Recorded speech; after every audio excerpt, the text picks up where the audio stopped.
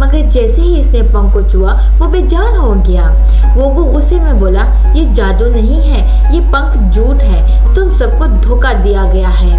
फिर वो टोटो के पास गया और बोला, ये पंख बेकार है। टोटो मुस्कुराते हुए बोला, ये पंख सिर्फ दिल के सच्चे होने वाले लोगों के पास होता है, यानी ये पंख सिर्फ दिल के सच्चे होने वालों के लिए जादू दिखाता है। ये जादू पंख में नहीं, तुम्हारे दिल में है। तमाम जानवर खामोश हो गए और लोगों को अपनी गलती का एहसास हुआ।